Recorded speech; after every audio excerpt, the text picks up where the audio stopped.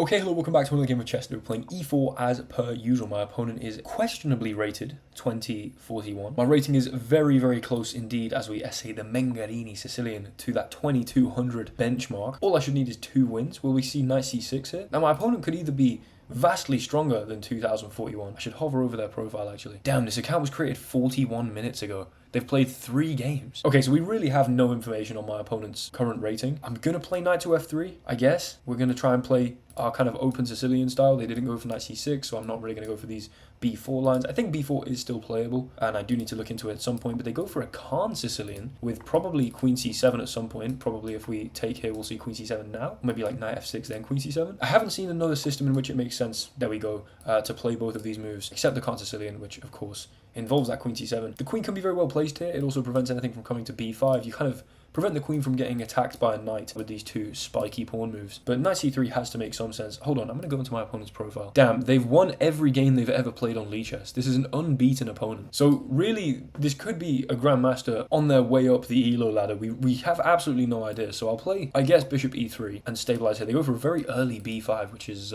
interesting. Well, they go for b4 so early as well. Bishop can come to here. Again, knight f6, knight c6. The bishop goes to b7. The fianchetto immediately achieved. I will play queen d2 here, just opening up the possibility of a queenside castles. They play knight f6. I think f3, preventing any knight g4 ideas, harassing the bishop, also adding a little stability to this pawn here, and maybe justifying a nice kingside pawn storm with g4 and h4. Okay, knight c6 here. Now, should I castle? I do commit. And the one drawback of the Mengarini is that we do create a hook here for potential b4 exploitation, opening up a file and maybe getting towards my king. So until my opponent's committed to castling kingside and I've got a bit of an attack going, I tend to prefer to delay that queenside castles a little. However, I'm not really sure I'm gonna have much choice. I'll start with bishop e2 though. We'll leave open. We've got this kind of Mexican standoff going on if my opponent plays bishop e7. Wow, okay. Well, I mean, they probably weren't going to castle queenside anyway, but it would have been a position where both of us could castle either way. They do build up a very nice and aggressive. This looks like a pretty mature Sicilian. I am marginally nervous that my opponent is an extremely high-rated player. That is kind of getting in my head right now. Maybe I castle kingside, but then why the hell did I play f3? Okay. I'm immediately doubting myself. Castles this way just feels so risky. I mean, they're building up here. I can't really sack a knight here because then, okay, the queen steps back to maybe b8. It's not like I have any nice check here. And if I castle this way, I don't think my opponent will even castle. I think they'll just start attacking me straight away if I take with the bishop. Maybe just leave their king there even. Or castle once it's already too late for me. Okay, I guess I'm going to go kingside. Not feeling fantastic about this currently. Not feeling fantastic, but it would seem absolutely blatantly foolish to go queenside. In this circumstance, hold on. Oh, okay, you have this. I thought I had a knight sack, which I might have, but they can play bishop takes h2. Hold on. Knight here. Bishop h2, king h1. I guess you have like some kind of potential, I don't know, queen b8 here? Yeah, and you will be able to retreat that bishop. Okay, so f3, yeah, it's really not ideal because it doesn't make this very soft. I might try a sneaky little f4. This is a little destabilized, this nice build-up against this fianchetto bishop here.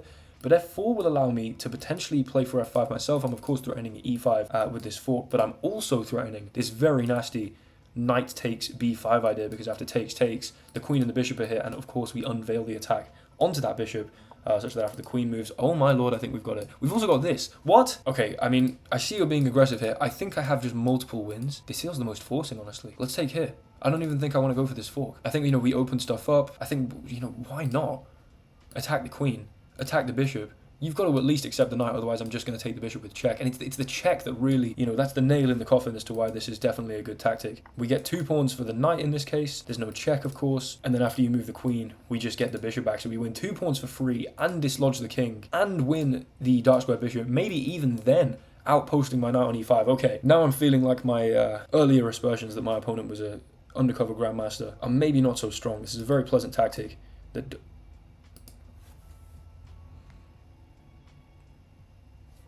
What the hell is that? I can just take your queen with check. Okay, queen d3. Should you move the knight? Your bishop hangs. Should you move your bishop? The knight hangs. Should you play f5? I play, I don't know, bishop f3. I think I'm absolutely fine here. And they seem to have left the game. Their 3-game win streak brought to a grinding halt by Will Taylor Chess. And we will absolutely claim that victory. This may have been a rage quit, but yeah, okay, they lose 50 elo there. That's tough. But we gain 4 elo. Hold on, that puts me on 2192. If I play a new opponent here, If I play a new opponent, oh, this isn't going to be a +8, is it? Damn. That's okay. Double episode. We're playing C5. We're playing an old Benoni here. 2192. Let's get dangerously close to that 2200 mark. A nice tactic to win that game. Oh my god. This is like the most painful way to play the game of chess. It's so mind-numbingly boring. Are they going to play the London system and then play E3? Like, this is very feasible. If they do, I want to be able to play knight D5, I think. I'm going to start with E6 here. If they play bishop here... Okay. I was going to play like knight here. They move the bishop, take, and some queen a5 check maybe. I'm going to start with knight c6 though. If you play d5, I mean, we're going to get into something at least vaguely more interesting than what's going on here. I'd imagine though, bishop f4 pairs with this h3 move. There we go. Because of course you want to be able to drop that bishop back to h2. I don't know how much sense this makes though. We have a very early queen b6, putting pressure on b2 of course. We also do have this knight d5 idea. Bishop here and then takes, check on a5 maybe. Or rather not even a check on a5, just queen b6. Potential check on b4. That's interesting. I think I'll start with queen b6. Should you take here, then we take like this, and then, you know, we've got immense pressure on f2. You play e3, this hangs. Knight takes, this hangs. We just go and mop stuff up. This definitely feels like a more interesting and active way to play against a kind of London system setup that, I don't know, your opponent definitely can't just get away with carrying on playing e3, bishop d3, knight g2, you know what I mean? We're putting a lot of pressure on this central pawn as well. If we win this game quickly, which I'm not really prophesizing that we're going to, but a man can dream. Then I'll go again, don't you worry. Okay, queen b3, takes. Honestly, I'm taking this. Do you know why? Because I take here, and you're gonna have doubled isolated pawns here. You take with the knight, then we play knight takes, pawn takes. You take with the pawn, then there's no necessity to force the pawn to take, rendering these doubled and isolated. I'll grab this, yes please. And okay, we've got an equal position, but they've got some horrible pawn structure here. Now, of course, this rook is nice and active. They have a lead in development, and they could probably very quickly be threatening something quite meaningful here. What if I start with knight e5? Bishop goes here, I play knight b4. Then I'm threatening this. Knight a3, and it closes this down a bit. Hell yeah. We're going to go knight a5. Or rather, sorry, knight d5. Send that bishop back to h2, and then come into b4, prompting knight a3, which is going to close down this rook. Yes, please.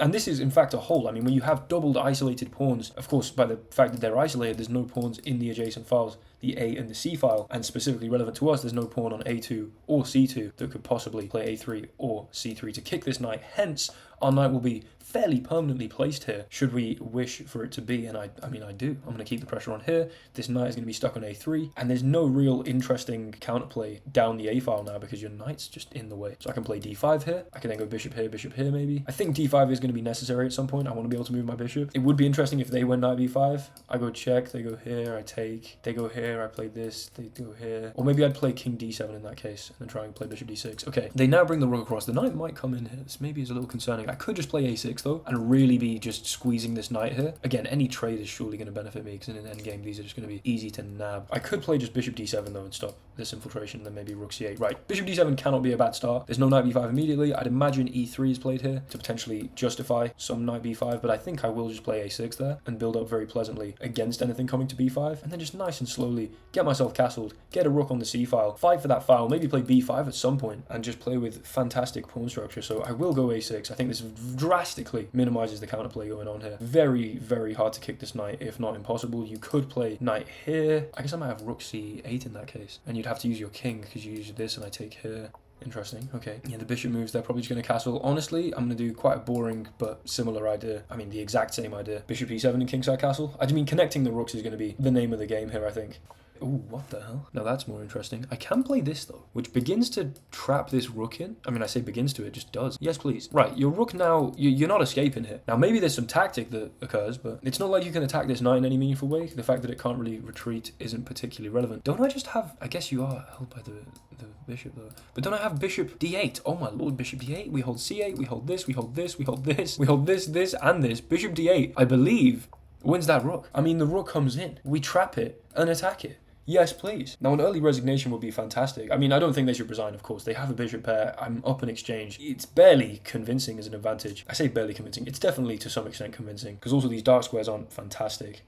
Like, yeah, they bring the rook in. Okay, of course I'm going to cash in here. And then I think instead of castling, because I maybe walk into some bishop d6, I just play king d7, because first of all, why the hell not? It comes with tempo. Secondly, just controlling these squares is going to be far more important. Connecting the rooks in that way is going to be very pleasant indeed. And then I guess I just can't really bring this back, though. We should claim the c-file, though. I'm up in exchange. You can't put pressure on the knight. I guess you can put pressure on the knight. Where's that knight going? Uh-oh. I might be in a lot of trouble. I should have played a5. Oh, dear. Why didn't they just play a5 then? That's tough. That is tough. Do I have bishop here? Hold on. Bishop here. You take this, I take this. You take this with check, I take this, you take here, I go check. You play king h2, and I play king d7, and this knight has no moves. That's insane. Hold on. Bishop here. Hear me out. Rook takes, bishop takes, rook c1 check, king h2. I take on b5. You take my knight on... Oh, no, wait, this comes with a check. Yeah, but of course you have to take here anyway. Okay, the order doesn't matter. Then when you take here, I play rook c1, king h2, and then king c6 in the end. And my opponent's knight has no moves. This is insane. This is freaky. I completely missed bishop a5. That was beyond foolish. However, they have two pieces for the rook. Yes, that is, in general, a fairly terrible thing for me to have allowed to happen. However, I mean... You've got literally no moves with this knight. That's crazy. Question is, can I actually make any progress? And the answer I feel is no, which kind of sucks, honestly. Let's just get stuff off of dark squares. I guess they could play this, but I'll just come here, whatever. Okay, we can maybe come in behind with this rook at some point. I am thinking that my rook also can't move if I want to keep this knight immobile. Am I in Zugzwang, effectively? Truly heartbreaking stuff. If I had my pawn here, maybe things might look a little more pleasant. I may damn well soon be in... at Zugzwang, because I don't want to move my rook. I guess I could put the king on here, right? Or I could come across here now, but then just g3. Okay, but we can come back if g3. This is ridiculous. This is absolutely and utterly ridiculous. Now I'll play here, here. There's an outside passer that we could create. Right, let's go for that. I'd imagine they shouldn't take. I'm going to give them the opportunity to take. Just because an outside pass pawn could be precisely what the doctor ordered. My rook could be very close to trapped. Here, oh, imagine if the king was one square over and they actually couldn't catch this. That would be fantastic. But unfortunately, here, I push. You can just play king here, and go into g2. Damn, that would have been so beautiful. Okay, never mind. That's fine. That's fine. I mean, I don't really have very many moves. Let's go all the way over here. We are threatening to win the pawn here. So they do take, letting me potentially create a outside pass pawn. Okay. Yes, you can bring your knight into the game now, but there's stuff going on over here.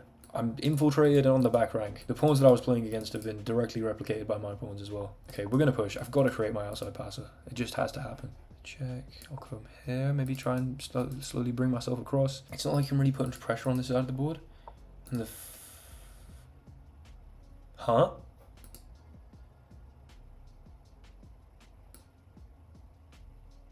You're not coming into... g2, that's a passed pawn. You're not coming into g2. I might be coming across here and then just pushing it. How are you bringing the bit? Oh my lord. I really don't think this was a good move. I think you at least should have traded. Maybe. We'll see, but I mean, if I push too early, then there's this and things go wrong. Although, again, I do have this attacking the bishop. Maybe they should play bishop c3 so the bishop's not loose and I don't have any tempo to come out and attack it. But then again, I could just go here and push the pawn and again, just control g2 with my rook. And the pawn just sneaks past. This is insane. I'm going to win this game. The journey to 2200 is well and truly happening. Okay, so they push this. But now I go across and attack the bishop. So yes, you've got time to come across here, but I attack the bishop. You have one move with the bishop and I'm pushing this. So I think you have to give up the bishop here. Unless I still do this and just cut off the access for the king. Are you serious? I mean, I know I have rook d1 here, but is rook g1 better? The bishop has 3 legal moves, 2 of which hang it in 1. The other one does absolutely nothing to stop this. The knight has just nothing convincing, does it? Here, you come back, I just put, oh my lord, rook g1. You're not coming across here. The pawn initially was holding g2 so the king couldn't get back. So I know you try and push this to sneak your way on in. But even if you push this to try and give a check, the pawn holds it. This is insane. We're making a queen. Rook g1 is nice. Rook g1 is so nice. I'd have thought the bishop and knight would end up being more powerful than the rook, but I think the rook has been such a fantastic piece and is able to do stuff like this. I mean, of course, you know, it's 3 points, 3 points. There's a reason that the tower here is worth 5. It's able to clutch up with plays like this, and we have 2 moves to promote this pawn. Your king cannot get across. You cannot push this pawn. I mean, the king has 1 legal move and it's here, which does nothing, so we can rule that out. These pawns don't have any legal moves, neither do these, neither does this one. Oh my lord, your bishop has 3 legal moves. We can rule these 2 out, of course. There are just no moves here. You're left desperately trying to do something with the knight. I think knight b4 check might have been a mistake. Oh my lord, has my opponent left the game? There is no way we get 2 rage quits. I'm making everyone rage quit on this journey to 2200, baby. I can claim victory in 60 seconds. He basically flags in 60 seconds. Lichess, what's going on? What an insane... Where did it go so wrong? After king f3 was terrible, definitely. I mean, the knight b4 might have just been bad, because even if you don't play king f3 here, what do you play? I guess you take. But even then, king f3? Do I just have rook g1 there? I mean, creating the outside pass pawn was definitely nasty work. I think I played that endgame. I really massaged that well. I'm proud of myself there. Feeling a little Magnesian, and of course, we're going to claim that victory. Gain 5 elo, and immediately we're going to go on to the next. This is going to be maybe the longest video on my channel. All I need is one win. Let's play c5 again. One win. We win this game, 2200, and the video ends, of course. This is probably titled, "The video ends when I hit 2200. Okay, c3 again. So everyone's just being a boring... Excuse my language. I guess we'll play knight f6. If you do this, I will be going for a similar idea. I mean, what is wrong with the London system players today? Do I play this? Do I play this? I think we play knight d5 early. I've seen something vaguely. Someone recommended a Lee chess study to me. If you're currently watching this video, let me know who you are in the comments, and I'll give you some credit. But there's a Lee chess study recommending knight d5, which is a little odd, but slightly more exciting against the London. Okay, now I think queen b6. We put pressure on b2 here. I mean, if we get the same queen b3 idea, takes, that would be... I've got to do it. I just have to do it. Because I just have to do it. Are you serious? And then do we go here again? This is absolutely ridiculous. Here, knight a3. We get basically the same game. It's just that there was no h3 played. And like, not a quick e6. What the hell is going on? Okay, we get a very similar structure indeed. They're going to play rook c1 very quickly. That's going to be a pretty big threat. I'd imagine if I play knight c6, I guess you can't play this because I can take. We also just remove any ideas of them taking this knight, which could be relevant, I guess, removing the defender of the a7 pawn. Who knows? But also d5 does seem exceedingly reasonable. And again, if you go for this e3, we could play our a6 idea because we got a fantastic position. I then just unfortunately blundered that bishop a5 technique, or again, tactic. I think I've said that twice this video. So I think I will go for d5 here, just because also there's no reason to allow my opponent to play e4. You know, let's at least force them to be slightly more passive with this e3 idea. e4, they start getting a really significant center. We can get knight c... No way, they do go for that. Okay, it seems odd. I didn't think there was actually a justification for doing that straight away. I also have a6 just to make this pawn make more sense. And again, we're just preventing these ideas because I just don't want to let there be any kind of tactic with a knight move and taking here. And a6 is super suppressive of all of that, so I don't see why I wouldn't play it. I mean, we're getting a very similar squashing of this knight here. I'd imagine rook c1's appropriate. But the key difference here, and why I think this is actually a better position for me than in the last game. Damn, why didn't I analyze the game? I could have had some extremely recent prep. Is because I didn't play e6. We didn't have this h3 and e6 idea. So instead now I can move my bishop to a far more active spot rather than d7, although that ended up being very useful, of course. But it would seem that bishop f5 makes an immense amount of sense. I mean, we're controlling these squares both twice. Not that I'm threatening to go in here, for instance, but they do bring the rook across, okay? Now, I could play check and force them to give me the bishop pair against a couple of knights. That doesn't seem unreasonable. But then maybe the rook just comes in here and not loving the activity I give there. What else am I going to do? I could play bishop d3. Obviously, they're not going to take. That's kind of hope chess, I don't know. I really do think, though, I should be prioritizing getting castle to connect the rooks to make a claim to that c-file. I think if I do this, they maybe play this, and then my bishop actually can't stay on this diagonal to stop them castling. So I come back, for instance, then they get to castle quite quickly. I play some e6, they maybe get in, I play bishop here. Oh, I guess bishop d6 there. I think that's a terrible idea. You know what, I will go for this. I was kind of talking myself out of it just then, but I will go for this because the bishop pair is going to be very, very nice indeed. They do bring the king in instead of using the knight, which... Okay, they just give up on castling, but it does connect the rooks even faster. Damn. But I guess also I could just put the bishop back here, maybe threaten to ruin some structure, which they'd probably rather not let happen. But leaving this all the way back here as well could make sense. And knight e5, do I mind if they take? Kind of like the bishop pair. Oh man, couple bishops against couple knights. I need to be castling. I think, let's do this. This makes sense. Wow. Very quick knight here. They might be playing f3. Okay, but at least they lost the tempo in moving the knight back to then, you know, gain the tempo in playing f3. I'm going to get the opportunity to play e6 here. Bishop d6 is going to be very pleasant to stop any idea in c7. They do push the pawn. I will just drop all the way back. My bishop is at least decent. I have the bishop pair against the knights, which hopefully bears some fruit. They have these weird pawns. Maybe they put a knight on c5. I could just snap trade all of this, but I give up just any claim to an advantage. I think bishop d6 and castles, or even king e7. I mean, it's not necessary for me to castle, but holding c7, keeping an eye on maybe the h2 square to keep this rook honest, at least for now, could be reasonable. They push that pawn, very interesting. Yeah, they might really be coming after this bishop here. I could play h5 myself, but I'd rather connect my rooks. King d7. I guess if you go check, I'm then going to have to take probably. But king d7 here, takes, and then like rook c8. I feel good about this. I just want to get on the c-file. Again, the game's surely about the open c-file here. Now, instead of coming in and trapping their rook and giving me that kind of play, my opponent's probably being a little more mature. But surely these pawns are just not so strong. I just want to get on the c-file. I'm absolutely prioritizing my presence on the c-file. If you do play this check, I will just take. pawn takes. Okay, they come back with the knight. What the hell? What's that for? I have no idea, and also don't particularly care. I'm just going to play rook c8. Oh, I guess you're going to justify e4. I probably should. But then I'm going to have check. Right, we'll play rook c8. You can maybe take, and then play e4, but my pawns are significantly healthier than my opponents. They do push. Oh my lord, is this bishop going to be trapped in the end? No, but if you ever push this, I always have this check, right? So then do we start by doing this? No, because then the king's gonna take. What a mess. Bishop here, e4, check. Okay, bishop here, you don't play e4 straight away. Bishop here, maybe you trade, then play e4. Then, I don't know, I go check. You move the king, I take, you take. Oh, that is not good. I think I'm losing a bishop. That is not good. If I take here, and you take with the rook, then I play this, and if you do this, I get this check. Oh no, why did I allow h5? I need to move as well. But if I take here and you take with the king, this is the problem. Maybe we attack this, because if you move it, we get bishop d3. I'm going to take this rook. They do take with the king. Okay. Now d3 looks feasible for my bishop's safety. So I think we maybe have a brief moment. Oh wait, could I have also... No, I was wondering if I had one of these squares, but the rooks would have held it. I just want to like maybe remove the knight or something. Or maybe I had bishop b4. Why did I not consider that? Let's not dwell in the past. Okay.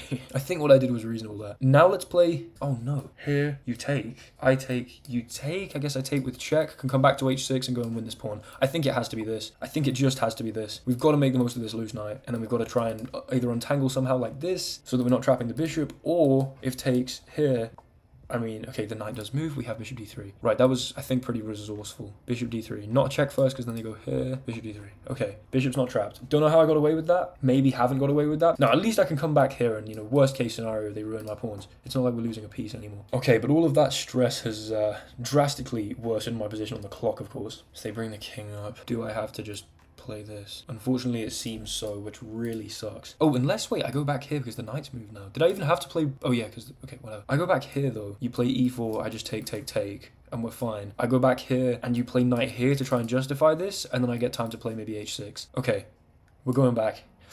Jesus, on a bike, man, I'm so stressed. Wait, I have 2 minutes left. This sucks. Kind of positional games we've been playing today. These London players, man, drawing me deep into their disgraceful style of game. Now they're going after this bishop? Give me a break, dude. Give me a flipping break. What do I play? I need to move. I need to move. You can't attack this bishop at least immediately. I maybe need to try and play for e5 now. So that this bishop, I mean, you're not threatening to win it straight away. If f6, okay, I'm going f6. I think I need to play for this to bring this bishop out. My bishops are getting trapped about the place. Although every pawn that's pushed, the possibility of actually... Do I go check? Seems impossible to argue with that check. I do not want to let you approach to f3. That seems very, very difficult to argue with. Bring my rook into c8 as well. Now here. I really have not much time, but we're breaking this apart maybe. Again, we're being very restrictive here. I think rook c8 might have been a more accurate move there. I'm not entirely sure, but I think e5 is going to make it significantly less likely that I lose a bishop. If takes, we take. The more open this gets, the more susceptible to getting sliced and diced by my bishop pair. My opponent's king is, although the f-file looks exciting for my opponent's rook now. That's a move, I guess. I'll start with this. I mean, we can just freeze that there and maybe go after it as a weakness. It's not exactly like your rook has any prospects up here. Take. Are you going to take this? No, okay. I'm coming up here. There are no checks. To my king, at least. I mean, checks to what else?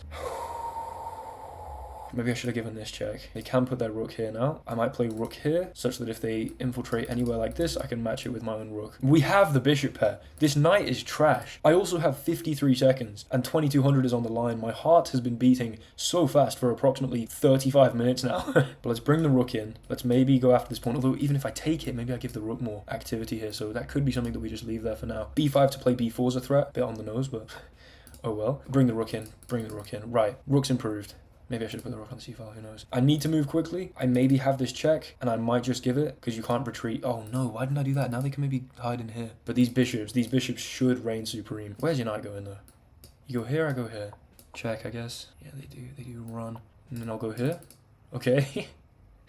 Pinning up that knight, of course. Pinning up that knight. Of course, okay.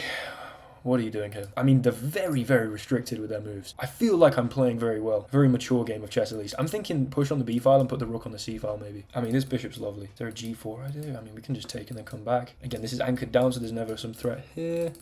I say never, there probably is now. Takes, you can go back. But then I can go here. You take, I can take this because this is pinned. We at least win a pawn. No, we don't, because then there's this. Oh my god, I hate this game, man. I actually hate chess.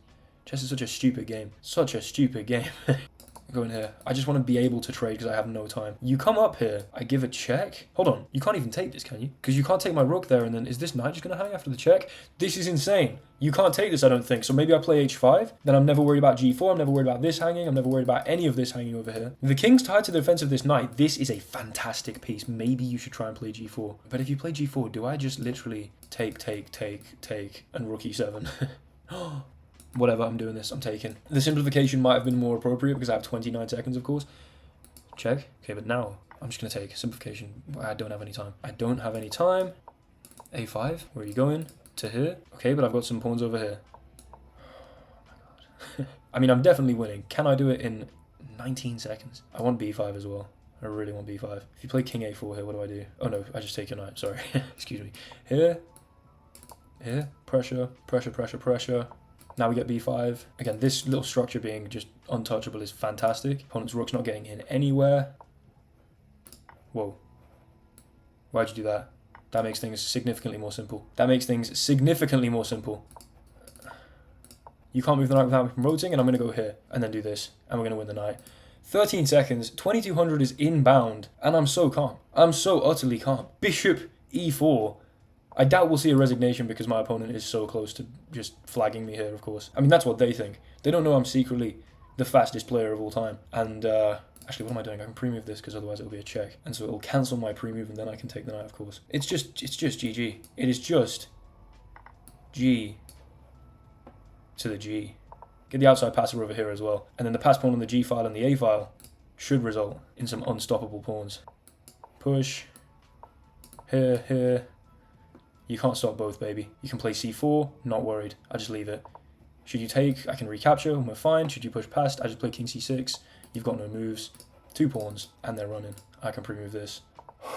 That's 2200, baby. Pre-move this, of course. Doesn't matter which way you go. They're too far apart. There's no delicacy here. There's no nuance here. There we go. We win this. We win this. We win this. We give a check. They go here or here.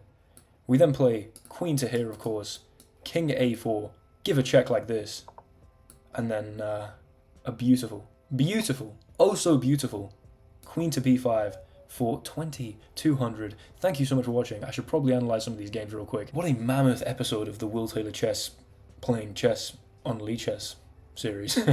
Okay, I'm gonna have titled this video "The Video Ends When I Hit 2200." For the sake of those of you who care at least a little about some of the analysis there, I'm gonna have a brief look through these games, so technically speaking, you just got absolutely clickbaited. However, the video ends after I hit 2200 and then do a small amount of analysis on each game. Okay, so here we are in the analysis of game 1, which was 95% accurate with 1 inaccuracy, and that was playing f4. Apparently, I should have gone for g3 to stop this bishop from being a threat on h2. If you're watching this video chronologically, of course, this is going to be, a while since we've actually played this game. So this was the Sicilian against the player that I, for some reason, expected to be much stronger than they were. Went for the castles and then found this very nice knight takes b5 tactic. Then, of course, taking the queen, going here, and they left the game. Because if you move this or this, then I take the other one, and if you play f5, I go here, I'm threatening to remove this and take here. So that was pretty perfect. Some of you may have taken an anachronistic approach to the video, skipping... What a word, by the way. Skipping from game 1 to the game 1 analysis. Fair play. Christopher Nolan-esque timeline to this video. And then game 2 was probably the least accurate game. I played 79% accuracy with 2 blunders. I haven't analysed game 3 yet. I mean, maybe I'll eat my words. But it was a very well-played opening. I built an advantage, gave them a win, which they missed, and then gave them an advantage. I can't exactly quite remember. Let's go through it. But then there was this very nice, very nice endgame idea where I managed to somehow fight for a win. So this was, our kind of strange London system. I played it really well, I think. Knight d5, knight b4 here, d5, bishop d7, a6, bishop here. We trap in the bishop, we play bishop, oh yeah, of course, sorry. We then take this, they take, and then yeah. Okay, of course I just missed bishop a5. In the first place, I could have played a5 and then bishop, or rather, sorry, king d7 and then a rook to c8, of course. I missed the bishop a5, my knight would have no moves here. I mean, of course I'd have had this, but then, of course, doubling up on the of course. But the rook would have trapped my knight with rook a1. They missed it originally, and then I missed it again, like an absolute buffoon. So it's just some terrible chess. Could have easily played a5 there, but then realised it just before they did. They took, and then we went for this situation where I then played check and king c6 to at least do my very best to restrict this knight's maneuverability. Play with the pawns over here on the king side of the board, maybe sliding behind with the rook. The ideas were brewing, and then my opponent, I mean, we're just kind of moving around. We're slowly making improvements. We go after the pawn, and then we get this ability. We're slowly bringing back the evaluation to create a pass pawn. Should they take, then we can potentially play, or almost certainly play h4, and if they take, then we can recapture, and if they don't, then we've got the pass pawn. So that forcing the creation of the pass pawn was definitely a nice idea. We come over here, they take, which I don't know if I'm very confident about, but I guess if they brought their knight in straight away, we could have done this, and then won the pawn, and we'd have had the passed pawn, maybe rook g4, come all the way back, and try and work our way over here. So after they took, knight c2 was the blunder. That's awesome. I went for h4, the check, I thought the check was the mistake. I thought after knight c2, they maybe had some way to, I don't know, bring this knight over and do something interesting here. They went for the check, then king here was a massive blunder. They should have at least taken first. Okay, I thought so, because then they get e4 and bishop here. However, the problem was, as I think I mentioned, they didn't even have e4 and bishop here once they went for this idea like here, because the pawn held this. So this was an absolutely lovely move to end the game, and I believe they rage quit after this. That's just, I mean, that is very frustrating. Your king just not able to get over and the pawn able to very easily walk. And then here we are in game 3, which was 92% accurate. Another couple blunders, but this seems like a missed win. Where we went from significantly winning to a draw, and this doesn't seem like it gave them too much advantage. In fact, the most advantage they ever had was 1.2, just not so convincing. Although again, a well-played opening. These two similar games, I played the opening well, got an advantage. I do need to learn how to exploit that a little better. However, then just this fantastically converted endgame. Time trouble, I mean, I don't even know what that is. Precious for tires, mate. Okay, so we went for this knight d5, crazy knight variation, queen b6, takes here, got the knight over, and then yeah, them taking was interesting. I didn't feel like it particularly did anything. I felt like potentially in the other game their dark square bishop could have caused me problems with a lack of bishop d6. Here it felt quite easy to do so. However, instead of ostensibly h5 being the best move, I'd imagine e6 was also decent. I did go for this to try and get the bishop pair. That did give them a little tempo here. Then e6, I drop back, bishop d6, king d7, rook across, they go here. Right, hold on. It was looking all a little lost, or I was getting very stressed here, but actually I was doing slightly better. Bishop takes, b takes, rook c1. But if rook c1 I can take the pawn. So then king c1, rook c8 check, and I can come into c2. Okay, so there was another way to escape this. I think my solution was pretty decent here with attacking the knight. They drop the knight back, we bring the bishop in, then drop the bishop back again. And this was a mistake, although f6 was not very good. I should have played g6. Okay, I was a little worried about this not being able to move. I also didn't have a whole load of time, and I thought that f6 e5 was going to be the way to bring this bishop back into the game. It materialized how I wanted it to, but I'm sure there were more appropriate things for my opponent to do. Like, for instance, they had knight here, and then you're potentially looking at a very quick knight e2. So if I go here, knight e2, and then I guess takes, and then like bishop f2, and somehow the knight holds all of this, and my bishop just has no moves maybe. And if I go here, then I don't know, definitely a mess, but they didn't find this kind of intricate knight c3, knight e2 idea. They moved the king across instead. I gave the check, forced the king back, then went for my e5, and here, I believe if we look at the graph, oh no, there was still a bit of messing around here. I mean, again, I have very, very little time. King here a blunder? They should have given me this check. Are you taking the... Okay, that's just nasty. I didn't see that at all. If they'd given me this check and I'd taken, they would have had this. That's a frankly disgusting idea, but I'm not surprised they didn't see it either. And I'm not mad at myself for missing that, especially under the time pressure. Then I bring the rook across, and from this point on, there we go. It's a very smooth conversion, which is lovely because I had 45 seconds and a dream. Bring the bishop back, take this. Going in here, should they have taken on h7, I'd have had check. Knight can't take because it's pinned. They've got to move the king, else I guess they just lose their knight for no reason. Then we could pick this up, I think, at least. Here. We take the pawn. They go knight here. I give a check. Decide to trade because I'm very stressed. Bring the king in here. a5 forces the knight back. Then play h5, just so that this rook's never infiltrating. We've got the two passed pawns on the side there. And yeah, go for b5. Now, they brought the rook across. I think that's probably a very foolish idea, at least with the time trouble that I was in. I'm not entirely... I think maybe they thought they were getting mated here, which does make a lot of sense because, you know, your king is looking a little soft there. If you do something like this, I don't know, maybe I'm playing this, getting my bishop here, and really you're in a lot of trouble. So I understand the mindset of, well, I'm going to flag him, so let me make sure I don't get mated by trading off the rooks. Like, they probably were of the mindset that the only way I was going to win this was a quick checkmate. However, the absolutely speedy pawn pushing, the bishop here, the trade, the bringing this back, the a4 creating the pass pawn on the other side. I mean, just effortless endgame technique, making the queen, taking and taking, just in case. I mean, it's good practice to pick up their pawns. If you flag, then there's going to be insufficient material, of course, and it'll be at the very least a draw. But then, mate in 3, there's 1, there's 2, There's 4. Not so efficient. However, giving this forcing him to the back rank and then playing this Knight Shadow game where once we put the queen here, we control all of these squares and can force the king to a4.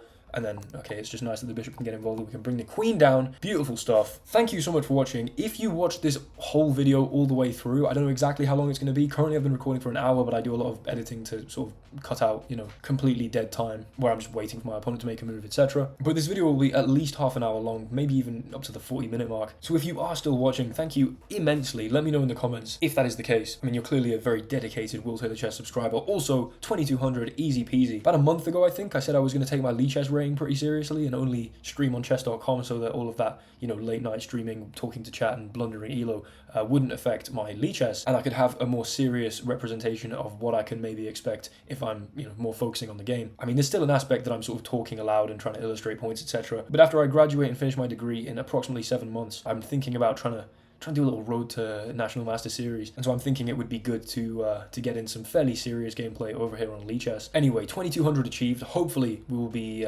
shooting for the stars, 2250 next, 2300 maybe even in the future. But thank you immensely for watching. Like, comment, and subscribe. Let me know if you enjoyed this mammoth Will Taylor Chess video. Not absolutely perfect games, but 3 in a row, 3 wins in a row, and definitely some very interesting and quite satisfying ideas. Ending, of course, with a classic quintessential Will Taylor Chess time scramble. But yeah, I'll see you guys in the next one. Goodbye.